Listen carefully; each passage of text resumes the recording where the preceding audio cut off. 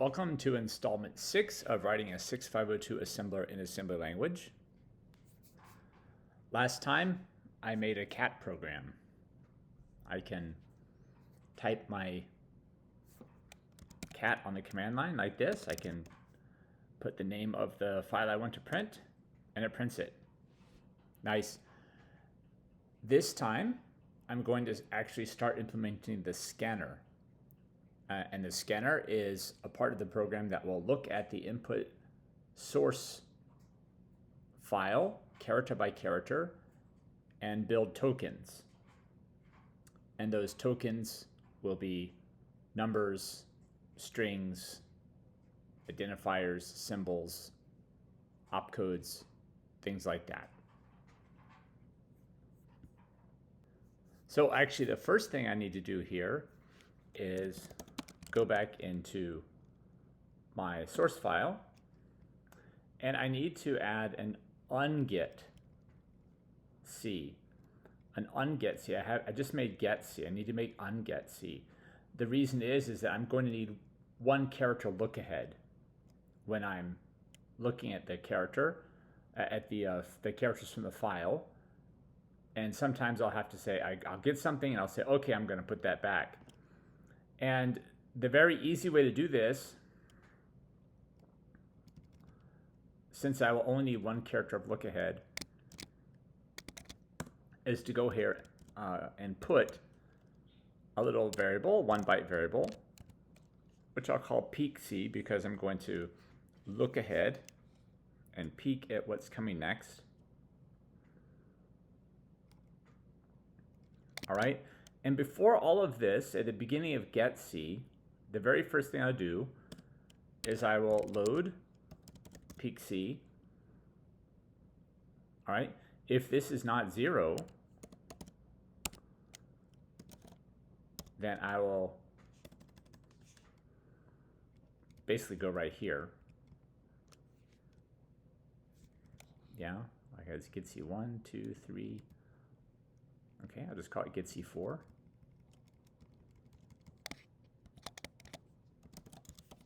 I'll just go right there. Okay, if what is in peek C is not 0, then I will assume it's a real character and just return it. So if I've put a character back,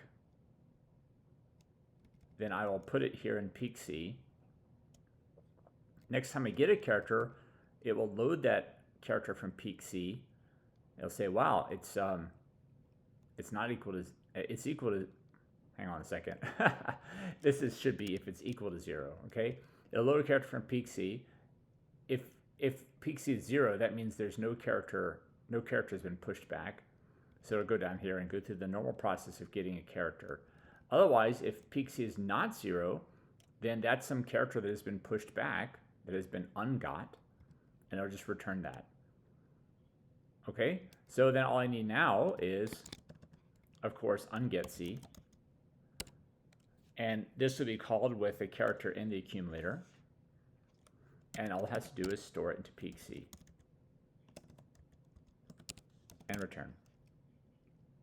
It's just that simple.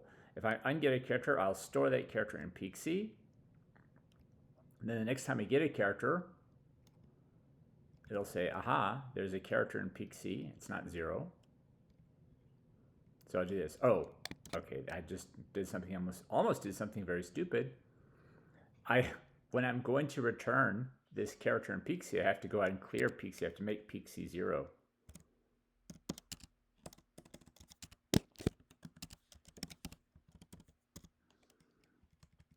Right, so if there is a character that I've ungot, I'll get it here. I'll say it's not 0, so I go here. Now I have to store 0 in peek C to make sure that peek C is now empty. There's nothing there. I'm using the character that was pushed back there, and I'll return that. Hang on, that should be store X.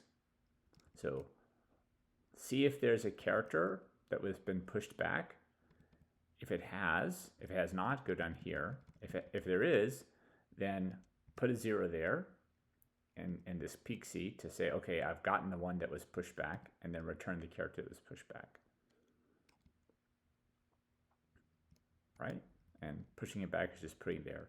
Of course, if you needed to push back more than one character, that's not going to work, but one should be enough. Well, I think one is definitely enough. Okay, and just in case you don't know, this DS is defined storage. I'm just saying I want 1 byte of storage here, and here DS 2 bytes, I want 2 bytes of storage here. And these things are always initialized to 0 at the beginning. So when my program begins to run, there will be zeros here. So that means when my program begins to run, there will be no character in the peak C variable. So the very first time I get a character, it will go right down here. Okay. So now that I've done that,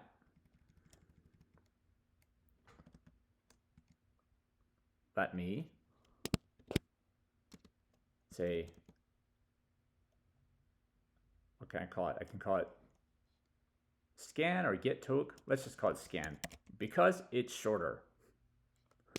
Scan is shorter. All right, returns a token from the source file, and probably we'll return it in A, but maybe not. I might have to change that. Scan, and this will almost certainly be an entry point. Like I said last time, this probably won't because it'll probably only be called from scan. But for now, I'll leave it as entry. Scan will definitely be an entry point because, well, at least I think so. It should be called from various places. It'll have to be called multiple times from the parser. And I don't think the parser will all be in this source file, so I'll probably have to call scan. A scan from various places, and scan therefore will have to be an entry point. Okay, so to scan, first off, we might have to unget a token. There really should be some code here to see if we have to if there's a token that has been ungot. So we might need one token look ahead as well. So I'm just going to put that here as a comment for the moment, so that later I will remember, hopefully, to come back and put that code in there. But I don't really want to think about it right at the moment. Tokens can be complicated because a token is not just an integer. It could have a value. For example, a token can be, for example, we might have something in A, which means this token is an integer. Like if I return in the accumulator, it might be something saying this token is an integer. But at the same time, there's also an integer value associated with that token, as in what is the value of the integer. And then also there's a type associated with the token. Like, is this just a number or is it an address or things like that? Okay, so what I have to do is I have to think about all the different types of tokens I could have in my source file. And so what I'm going to do is get a character, and then I have to think about what characters could possibly be important. What could they mean? All right, so first off, the character could be, it could be an integer. Let me just make a few lines here. It could be a number, something which starts with a digit. It could be a symbol, something that starts with a letter, or maybe an underscore or a dot. And this also could end up being an opcode, for example, right? It could be a character constant or a character literal. It could be a string literal.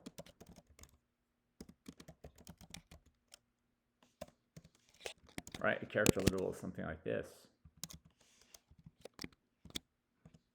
A string literal is something like this. Okay? A number is something like this. right? Or as a hexadecimal value.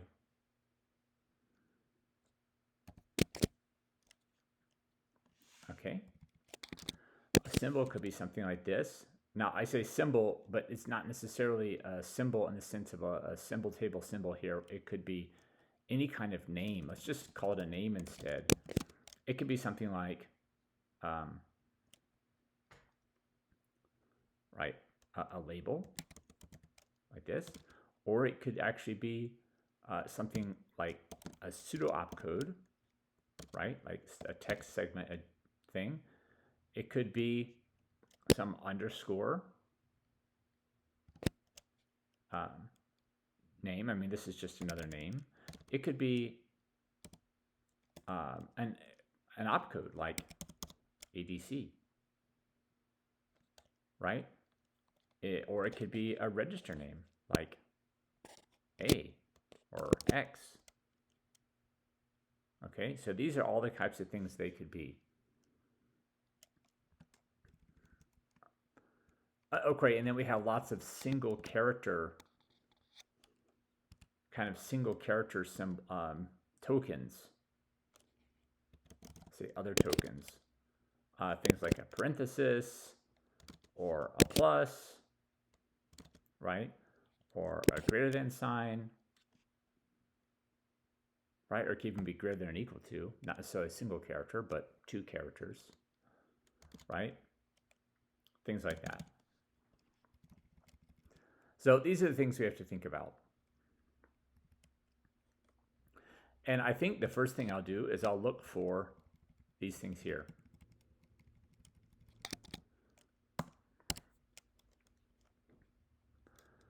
All right, so to do that, what are my legal starting characters for a name?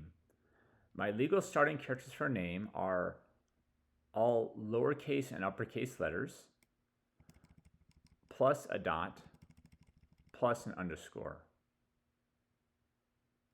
Okay, those are the legal starting characters. So I can say this. Now that I've gotten a character, I'm going to compare that to, and this is just my own personal preference, but I prefer to type everything in lowercase, as you see on the screen right now. So I'm going to check for lowercase letters first, right? Or maybe I should check for this dot and underscore first. Okay. So I'll call that scan 0 underscore. Whoops.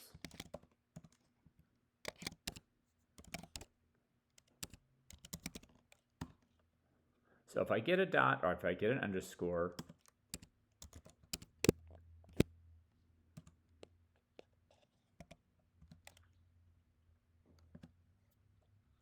okay, I'm checking against a lowercase a.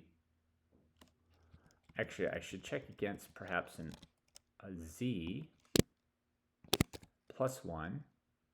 The reason I check against z plus 1 and not z is because my BCS will branch if it is greater than or equal to the value I've compared to, right?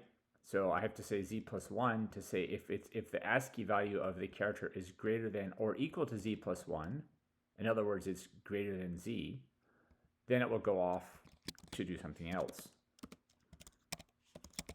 Let's just call it scan 2. Okay. Now, if I'm at this point, if I'm here, it's not greater than a z. So I can now compare it to an a. If it is greater than or equal to an a, then it's a symbol or a name. You know what? I shouldn't call this scan 0. I should just call it name. I'll call it SC name. SC for scan.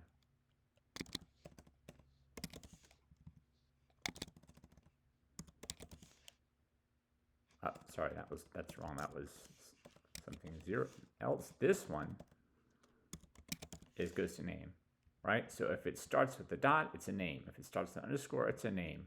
If it's greater than a z, it's not a name. So we go down to start checking something else down here. Okay, if it's less than or equal to a z, but greater than or equal to a, it's a name.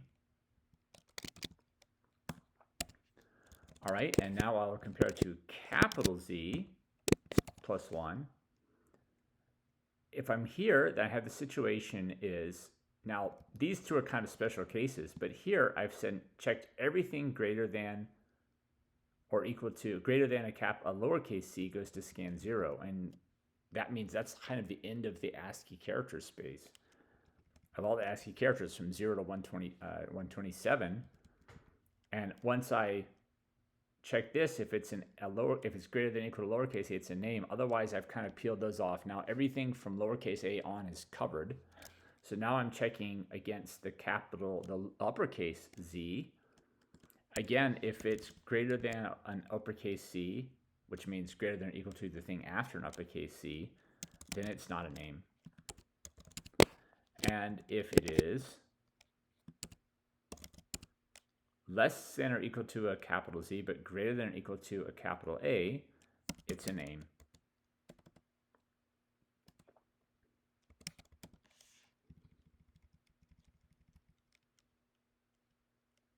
Okay?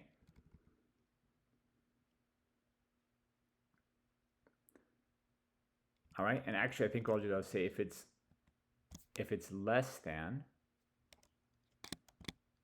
a capital A, I'll go to scan 0. And here is where we say, okay, it's a name. Okay? If it's begins with a dot, it's a name, underscore name. If it is something greater than a lowercase c, it's not a name. If it is less than or equal to lowercase c and greater than or equal to lowercase a, it's a name. If it is less than lowercase a but greater than or equal to, but greater than uppercase c, it's not a name. If it is less than or equal to uppercase c, z, but it is greater than or equal to, or I should say if it's less than, at this point here, it's less than or equal to uppercase C. If it is also less than uppercase A, it's not a name. Otherwise, if it's greater than or equal to uppercase A, it is a name. So here we go. I just thought of one thing. We should also just check. We're also going to remove white space. So before all this, we should remove white space. And what kind of white space are we going to allow? I think we will allow tabs and spaces. We can always come back and add more things if we want to, like form feeds, but I think I'll just for now make it tabs and spaces. Okay. So if I get a space, then I will, here, hang on, this is going to be scan 0. Yeah, it's, I shouldn't keep changing the labels, but anyway, if it's equal to a space, we just go right back to scan 0. So we just go right back here. If it's a space, we skip it and go get another character. Okay, and now if it's a tab, and a tab is, I believe, ASCII 8.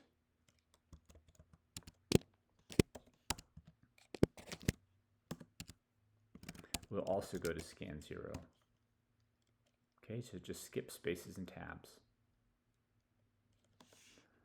Also, if it's less than a space, if in other words, it's some sort of ASCII character which is less than a space, but not a tab, which is allowed, and not a new line, which is allowed,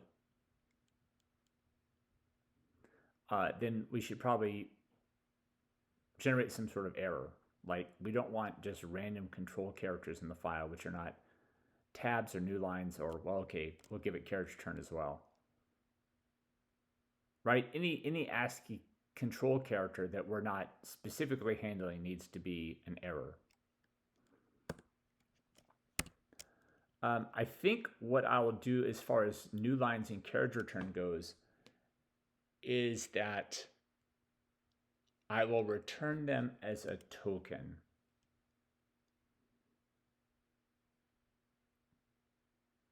I think that's what I'll do. And there's multiple ways to do it. You don't have to return them as a token, but returning them as a token gives us the idea that this is an end of a statement. If you looked at the documentation for this assembler, there will be two ways to separate statements. The input to the assembler consists of statements, and a statement can be ended by a new line, or it can be ended by another character, which I think is a comma, and that will be the end of the statement. And so what happens is that right now we're scanning for tokens, but at the higher level we're going to be parsing statements. So the source file will be seen as a sequence of statements, each of which consists of one or more tokens, and each statement will have some tokens that match the syntax of a valid statement, followed by an end of statement token, and that will allow us to determine whether or not our input is syntactically correct or not. So I think what I'll do here is I will look for a new line, which is ASCII 10.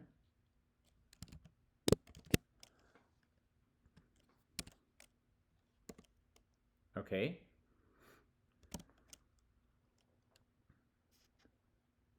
If it's equal to a new line,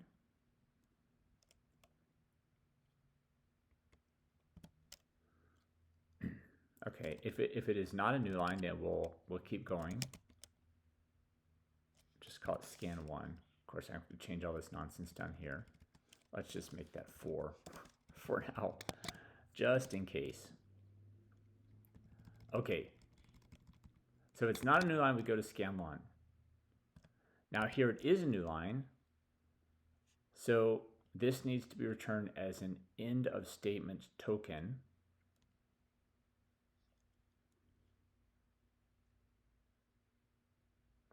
And of course, we're going to have to count the lines in the source file, because when we print errors, we'll want to say on which line it is.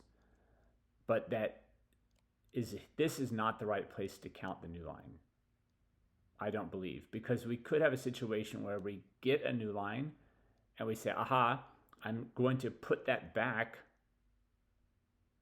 and not do anything with it, and then we'll get it again when we call get C again. Although it might work here.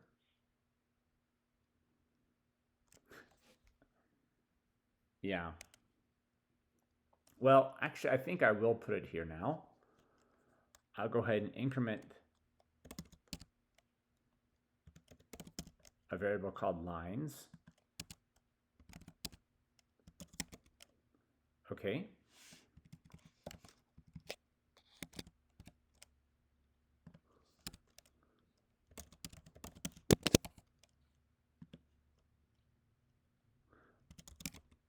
All right, this is the same thing I showed before, how we increment a 2-byte variable. You first go ahead and increment the low byte, and then if that has turned into 0 because it wrapped around, we increment the high byte. So increment the variable called lines, which I haven't made yet, but it's good.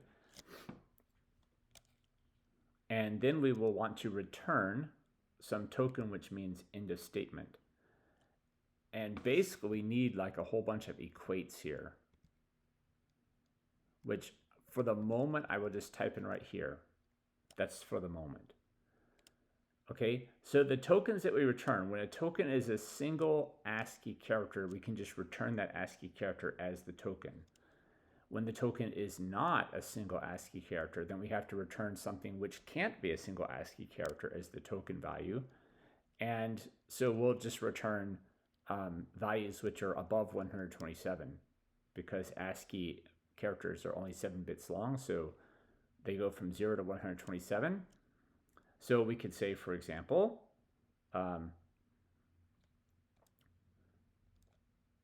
that TEOS, which means end of statement, is, and it's probably a global equate, is going to be 128. All right. So now at this point, we've seen a new line. We load TEOS into A, and we return it. So when we see a new line,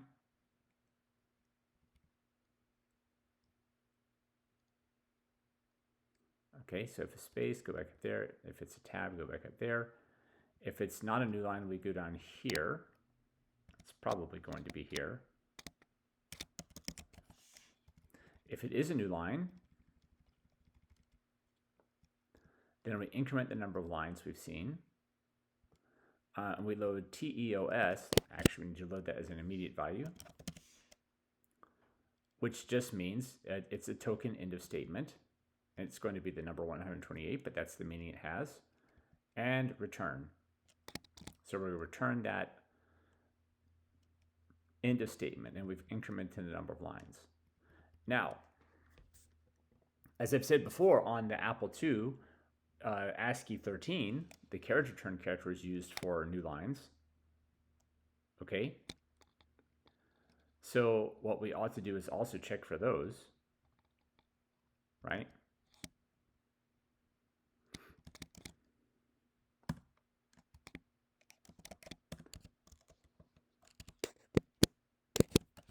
Okay, 13.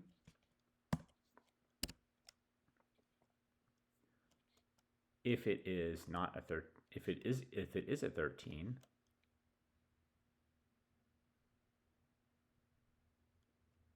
yeah, this is a little bit tricky. But I'm thinking of accepting a carriage return as an end of line, a new line is a return of end of line, or a carriage return new line is an end of line. Carriage return new line is, I guess, just DOS and Windows, but yeah, I mean, I don't really need to accept it, but I guess I'll try to get that to work. Okay, so if it's a carriage return, then what I want to do is I want to, well, first off, it's not a carriage return. Then I'll go down here.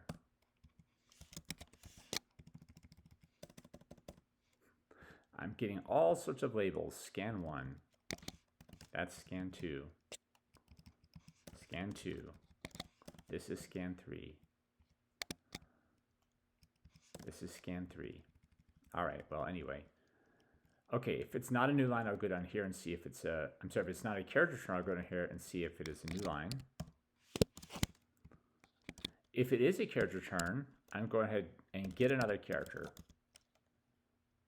Okay, and now I'm going to see if this is a new line. So in other words, at this point, we've gotten a carriage return and a new line. If it is equal to a new line here, then I'm going to go, I may look at my labels, scan 1A. Right here. So I got a carriage return, then I get a character, I get a new line, and I just go down here, okay, count my lines and return end of statement.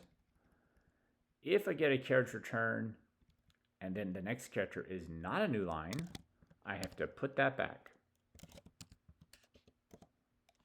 Up on get C. I have to put that, whatever I got, what's not a new line here, put it back.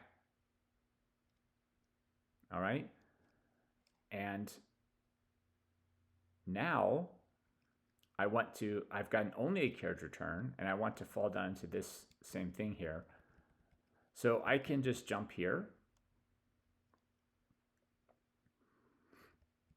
which I suppose I'll do. It's just the, right? I mean, this is just an example of where I get these feelings of optimization. Like that's 3 bytes, and I could instead I could just load a new line here, and then it's going to say, okay, it's a new line, and go down there. I don't know.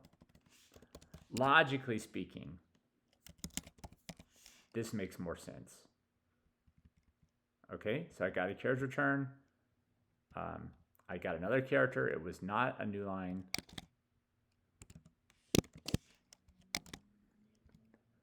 So I unget that character that was not a new line. Then I just jump down here, having seen only the carriage return, and increment the number of lines and so on. Okay, so there's my white space and new line stuff right there. And I should perhaps put something here like skip white space and check for new lines. That's what's going on right here. Okay, and now here is check for names. That is anything which begins with a letter or a letter type thing.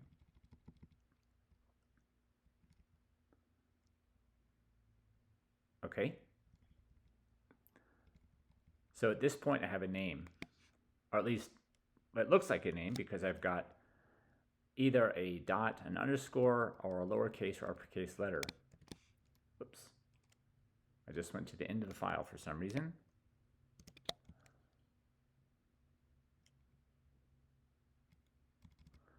All right, back to where we want. So at this point, it looks like I have a name. So what I'm going to do is I'm just going to go to a routine. I think it might be best just to go ahead and unget that character. So I'm going to unget this character, which is the beginning of a name. And now I am going to, not JSR, but jump to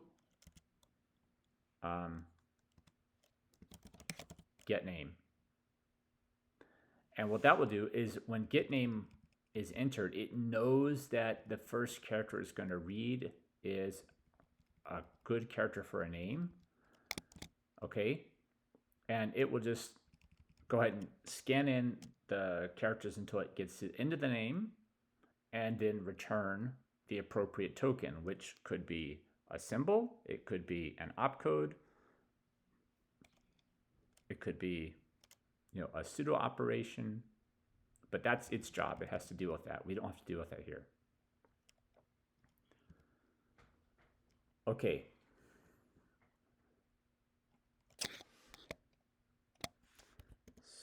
So at this point, we're going to check for a number. Okay, so we've taken care of this, although we haven't taken care of actually reading in the name, but we've taken care of this idea. We've seen the first character looks like it's going to be a name. So here we're going to check for a number.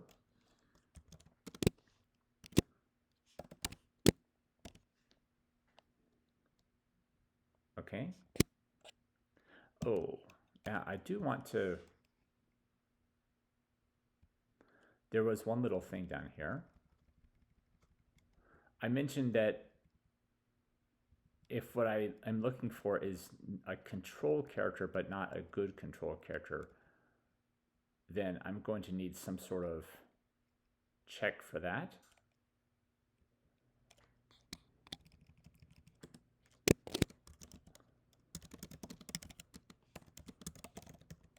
I'll just say, you know what? I don't need to do that. That'll fall at the end. If it can't find a character it's looking for anywhere else, if it's not any valid character, it'll be an invalid character. And that doesn't matter if it's a control character or if it's something like, you know, I don't know, a tilde, which I may not use, or a, you know, just some graphic character that's not used, like a right bracket. That's probably not used in my assembler, so it will just be a bad character. I don't have to check for that explicitly.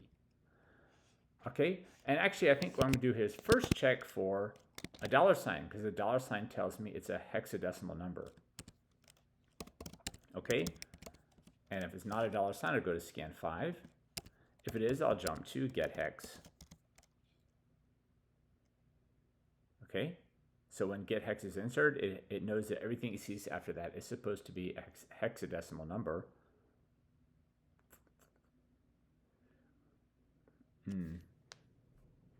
It will have to check to make sure that it gets at least one valid hex digit, otherwise there's a problem there, right? Probably, I should do that here. And that means I shouldn't call get hex until I know that there's a valid hexadecimal digit after that $sign. Okay, so if it's not a $sign, go to scan 5. And scan 5 is going to be checking to see if it's a number or not, right? So if it's an ASCII value less than a 0, it'll go down to, I'll just say scan 6. If it's an ASCII value greater than or equal to 9 plus 1, then it'll go down to scan 6. Otherwise, it's a number. And then I can go ahead and unget the number, and then jump to get dec for decimal. Okay. So if we're handling hexadecimals here, otherwise if it's not, if the character is less than an ASCII 0 and it's greater than an ASCII 9, we go down to scan 6. Otherwise, we unget the digit from 0 to 9 that we just saw, and we jump to get dec, and get dec will then get it back. It'll start reading the characters, and it'll say that it knows that the first one's a digit for sure.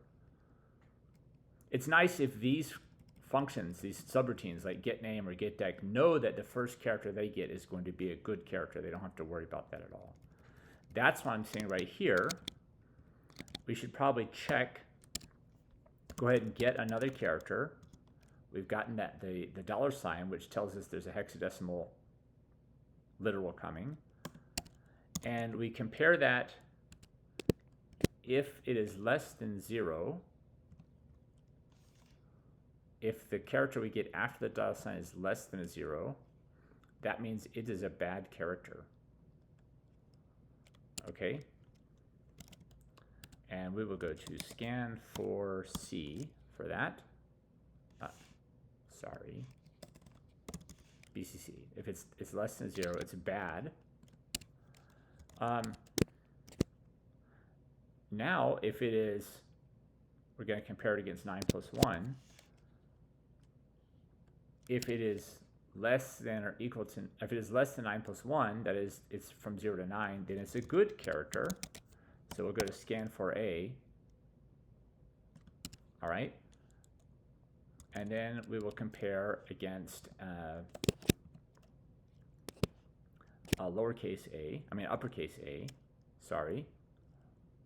So it's greater than a 9, it's less than a lowercase a is an error. It's not in hexadecimal. And we will compare against this. If it's less than that, it is a good. It's good. It's hexadecimal. Oh, not a Z, an F. Has to be an F.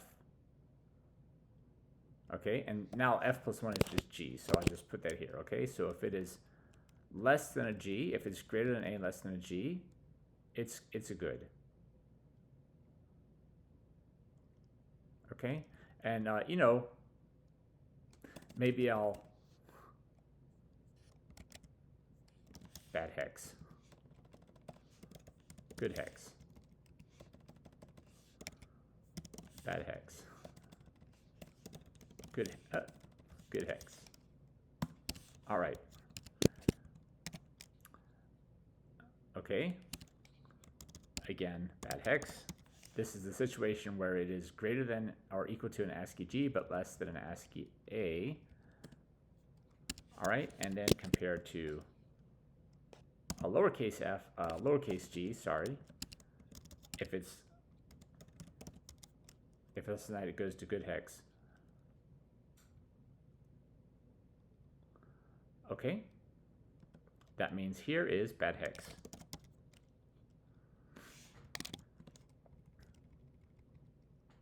Now, there are probably better ways to do this,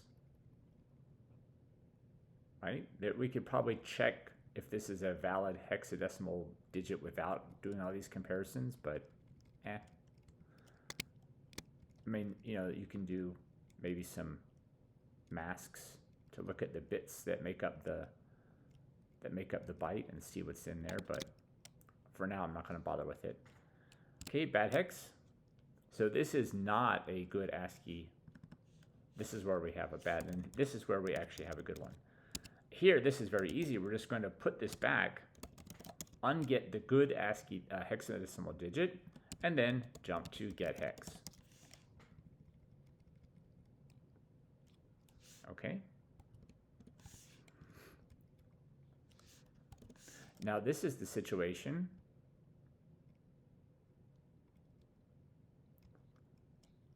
Okay. So for a good hexadecimal digit,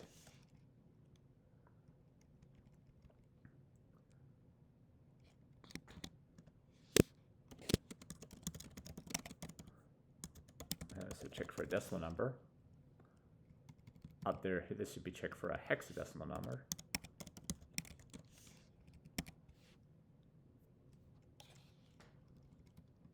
Okay, so this is an error here. We have to give an error. And there is in my documentation file a list of errors, and is, yeah, of course, it's possible that this error that I'm thinking of is not here. I'm not actually going to write the code to do this, at least not completely, but the idea here is I'm going to call an error routine, and I'm going to give it a pointer to a string. So for example, I could say, give a pointer to the string here.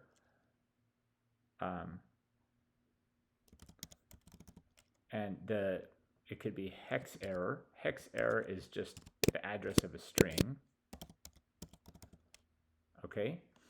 And I'm just going to call the error routine.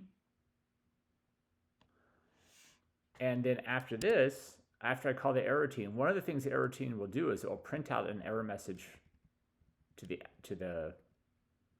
output, and also it will throw away input until it gets to the end of a statement. Right? That's how it can, like, once you get an error, it's just going to start throwing stuff away. It'll read stuff and throw it away until it finds an end of statement or end of file. And then it will, at that point, stop and go back and start scanning again. So this will throw away all that stuff. And after that, I can just jump back up here to scan again.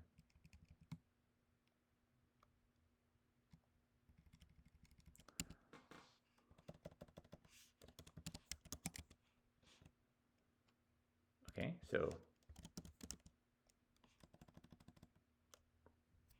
so in other words, if I'm trying to scan for a token, I get an error, the error message will be printed out, the token, the input will be flushed to the end of a statement, and then it'll go back and try to get another token.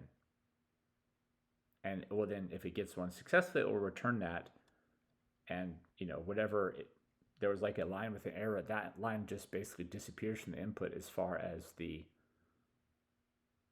assembler is concerned.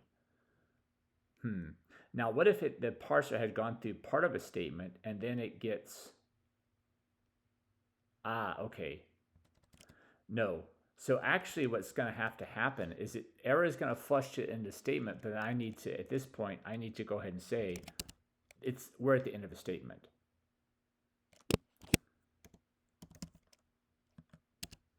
Okay? So I'm telling this will be the address of a string to print out. This will actually print it out and flush all the input till it finds an end of statement. And then I'll say, okay, just return end of statement. Now, maybe this can happen in the error routine. I think probably so. Just jump error. Okay. Flush input, return TEOS, token end of statement. Okay. I have a couple of things I need to put in here. Here. I'll just put them here. I have my lines variable. And of course, I might move these around at some point, but right here, lines variable, it's a 2-byte variable. And I'll have my hex error and bad hexadecimal digit. Okay. Null terminated. Okay, good.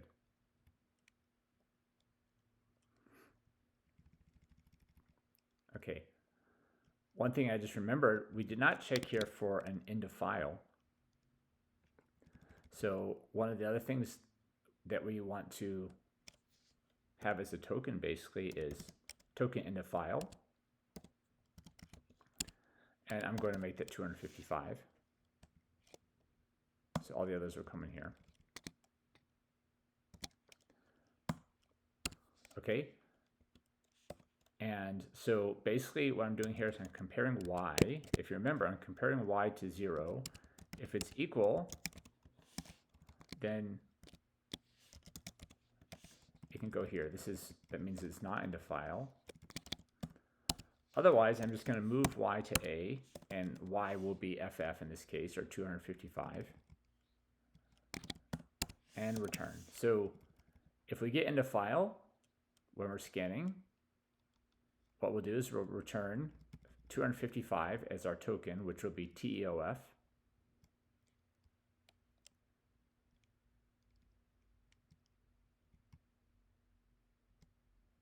Okay. So check for hexadecimal number, check for a good hexadecimal digit.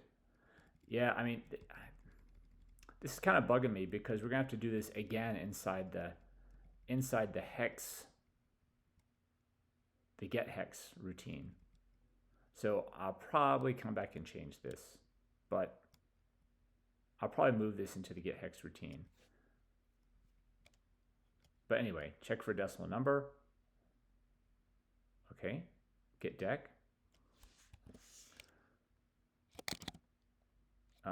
So what we want to check for here is check for a character literal.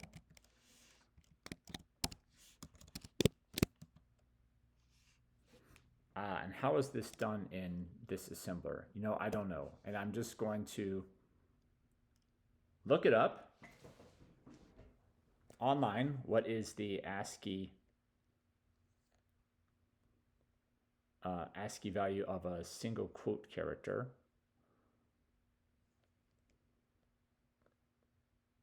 Okay, and it is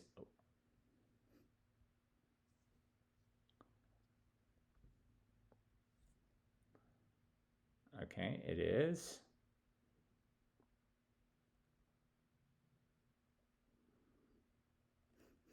I really should have this printed out because I'm trying to look at it online and on my phone, and there's a giant ad. Okay, so it looks like it's ASCII 39. Yeah, ASCII 39 is the single quote character.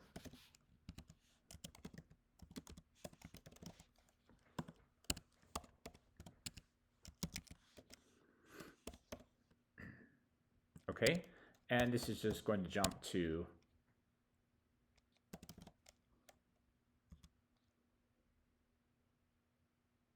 get get ch is 2. No, that's 2. It's almost like get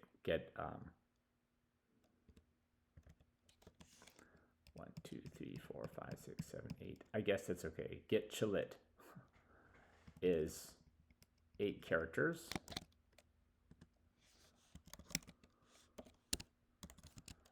Okay, and then now I'm going to check for a double quote. Right? And a double quote is ASCII 34. But I think I can do this. That should work just fine.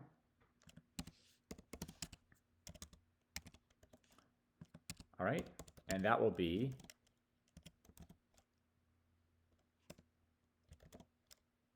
a string literal. Here, I'll just call this, no, that's fine. Okay, string literal.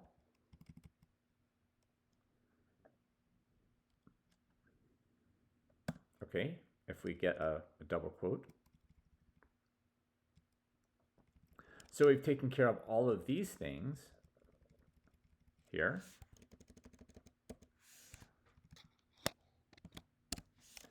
And now we just have these sort of things here. And there are a few things we have to worry about. It's these double character constants. And you know, I'm going to pull up my documentation here so we can take a look at it. Okay, so here is the documentation, and here are the operators I have for expressions. And there are these two right here, the left shift and the right shift, which are 2 character operators. And when I wrote this, I didn't think about the fact that we also are going to have like comparison type operators like less than, greater than, and things like that. Or equal to or not equal to. And what I think I'll do is I'll just make those characters the same as they are in C. I mean, those operators the same as they are in C. So that means I'm going to have to look for, and right now I'm just only talking about the 2 character operators. I'm going to have to look for left shift, right shift, less than or equal to, greater than or equal to, and not equal to. And the reason I need to do something like this is because I have an assignment operator as well that I need to account for. So all my operators will be, my equality operator will be just 2 equal signs, just like this, like in C. I'm just copying it from C. So let's take care of these. So for example, let's, what if I get a less than sign like this? If it's nothing, if there's no less than sign, what happened there? They go down there. Otherwise, I need to go ahead and get a character. All right. If it is, and now compare that to this. Did I get 2 less than signs in a row? If I didn't, then go to 8a because I'm going to keep looking. If I did, I now need to return a token. Token for left shift. Return that. Okay. I'm going to compare what I got to an equal sign. So if I get a less than plus an equal sign,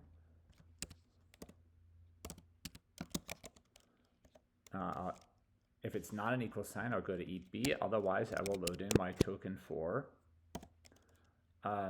less than or equal to and return it. And this is the case where I got a less than, but then I did not get another less than, I did not get an equal to. I'm going to put that, whatever it is that I got back, so I'll unget that, and just go ahead and return the original less than as my token.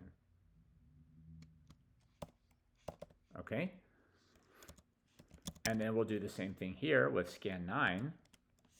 This is where it's not a less than.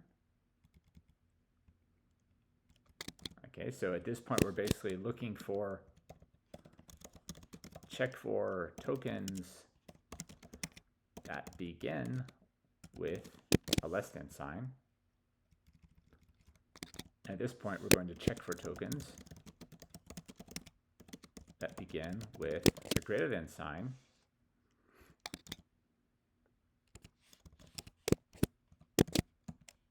Okay, if not, we're good on there. And this is just going to be exactly the same as the stuff above.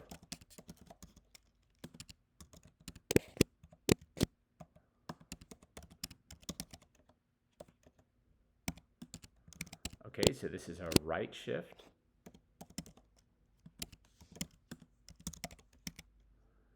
And here we compare against an equal sign. If it's not, keep checking. If it is, this is token greater than or equal to RTS. And if we're here, then we need to put it back. Whatever we got with this getC right here, put it back and just return the greater than sign as our token. Okay. So at this point, we've taken care of all of these things. Oops. So we have these two to take care of. All right. Is our original character an equal sign? We have to get, if it is, we're going to get another character. If this is also an equal sign, or better, if it's not an equal sign, we'll go do something else. If it is, we're going to return TEQL as for equal. Okay. If it's not, we're going to unget the character. Whatever came after this equal sign, we're going to unget it. And then just return an equal sign.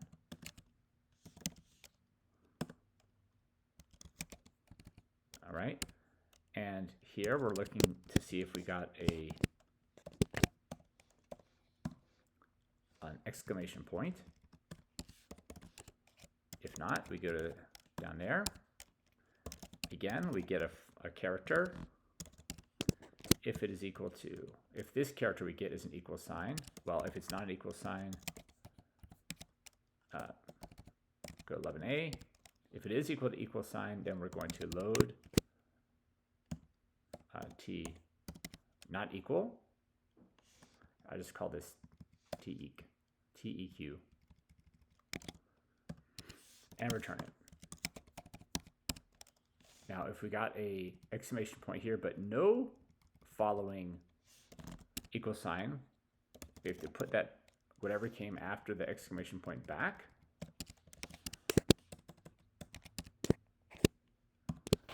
And return the exclamation point. Okay, we've taken care of that stuff.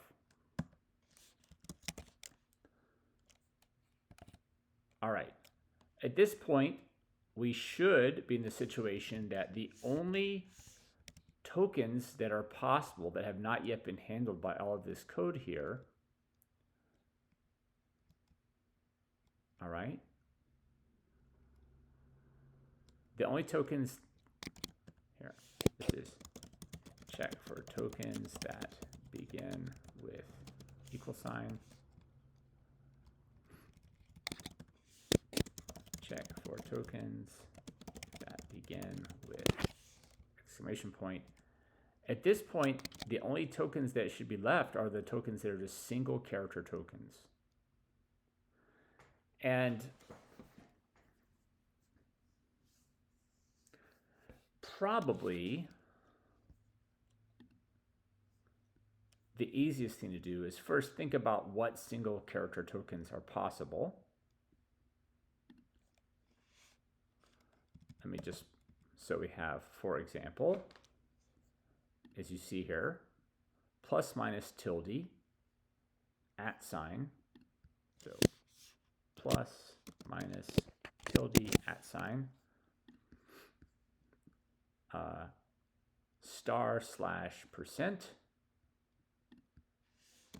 */% and or exclusive or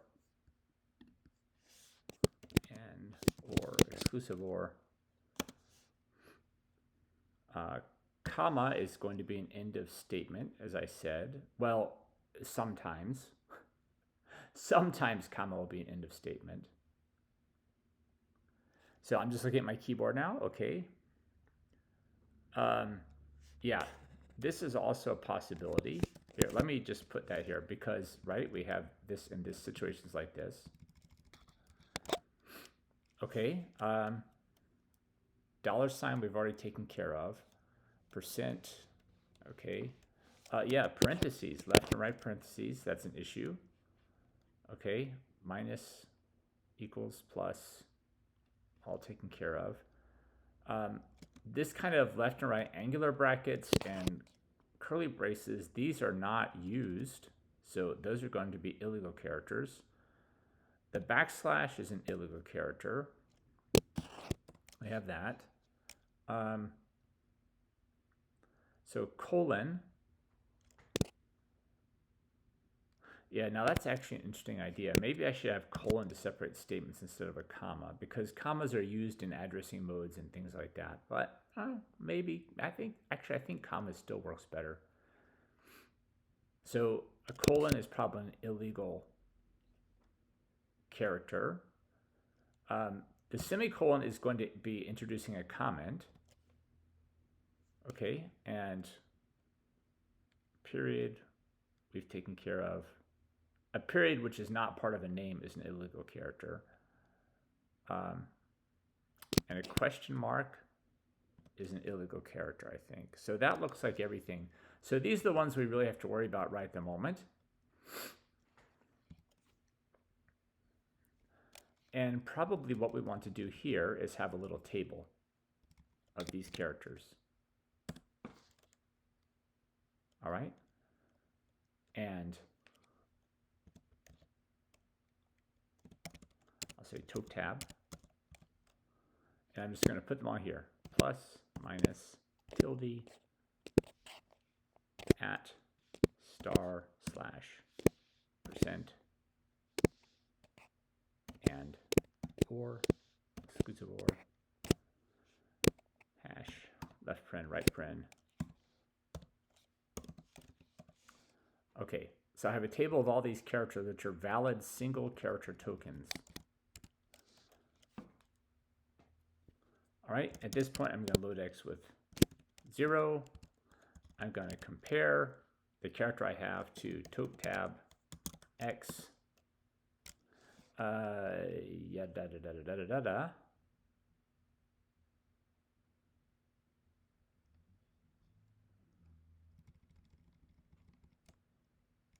Yeah.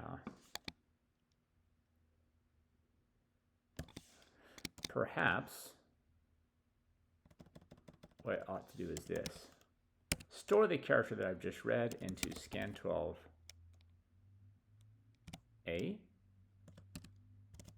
Load X.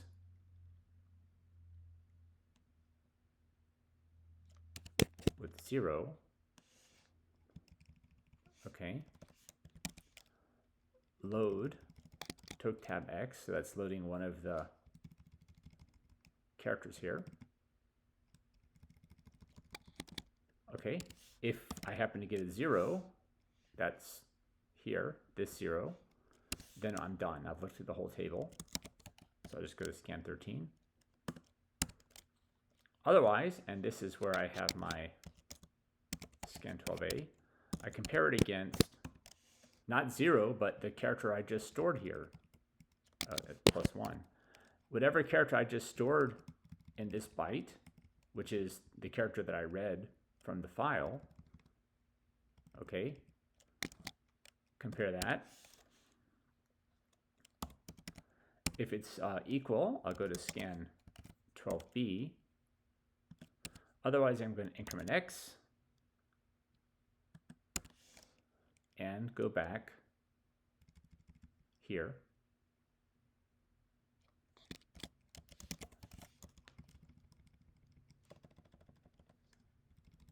Okay.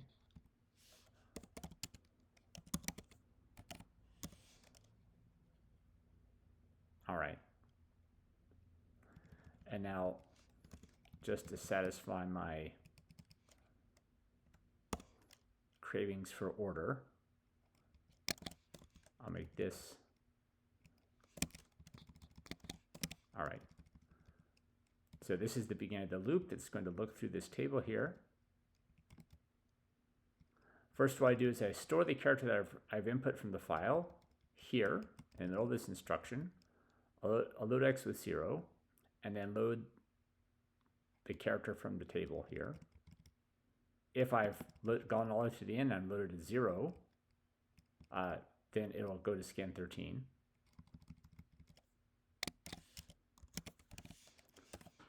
Otherwise, I'm going to compare the character I just got out of the table here with the character I read from the file, which will be right here. If they're equal, to go to 12C. Otherwise, I increment x. That will take me to the next character of the table. And branch back up to get it and compare. All right. Scan 12C is where I have found the character that I read from the file as one of these characters here. And I'll just return it. No. Yes. I've loaded it from the... Yeah, I compared it to 0. It's equal. Yeah, so the correct character is in the accumulator. I just return. Okay. And at this point, the character I have read from the file is a character which is an invalid character. It's no good. So I'm going to load x with char error.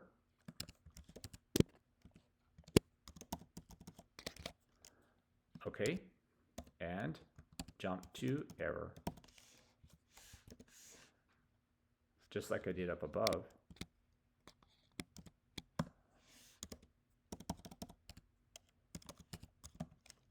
Okay, and bad character. In input. Null terminated. Okay, so at this point, I have my scan function mostly complete, except for all the subroutines it calls are not available to me. I haven't written those yet. Okay. And I have a bunch of token to put in here. TLSH is, I'll make that. TRSH is 130. T less than or equal to is 131. T greater than or equal to is 132. T equal to 133. And T not equal to is 134. Okay. Right, there's this issue of the if I unget a token, but I need to put that back, but I'm not going to mess with that yet. I'll do that after I do these other subroutines. Okay, here's where I get into file. Okay, checking for white space. All right, so I need to make, to finish this, I need to make an error subroutine. And I need to make a get name, a get hex, a get deck, get character literal, I just want to change the name of these, get churl, sturl, okay. All right, I think that's it.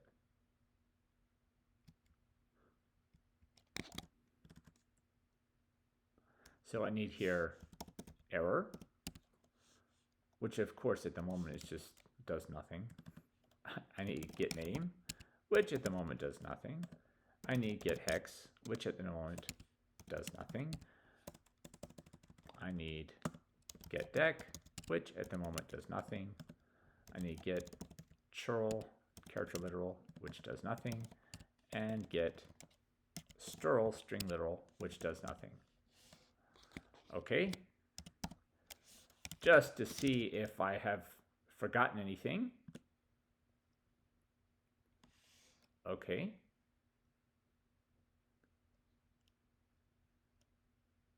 Oh, I forgot a comma right there. Okay.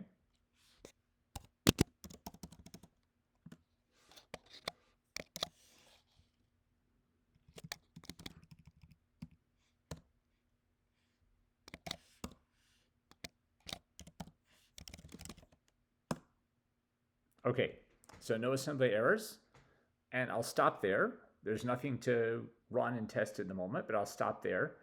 And next time when we come back, we'll start to work on some of these subroutines of the scan routine. We won't finish them all next time because this has already taken quite a long time, and those subroutines, some of them are complicated. We have to actually have a symbol table. When we recognize a symbol, we have to be able to figure out if something is an opcode or a pseudo op or some sort of important keyword, and it's not just a regular name. So there's a lot of stuff coming up before this scanner is finished. Next time, what I'll probably work on is worrying about the literals, the character literal, string literal, hexadecimal, and decimal literals, because those will be easier, and I'll get those out of the way before we start on the names, which will be symbol tables and all that stuff. So that's it for now. Goodbye until next time.